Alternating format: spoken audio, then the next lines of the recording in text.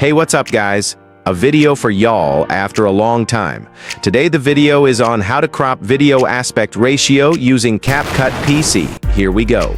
Step 1, click the plus icon and open a new project. Step 2, import your video clip from media.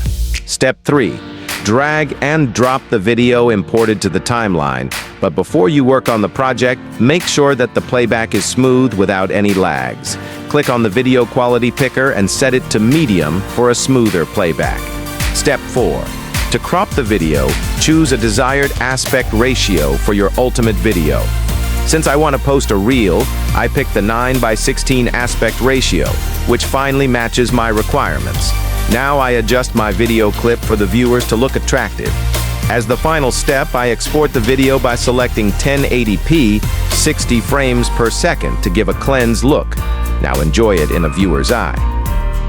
If you enjoyed the video and hope to see more videos in my channel, don't forget to hit that subscribe button and hit the bell icon that you don't miss any of my videos. Catch y'all in another cool video like this. Until then, stay tuned.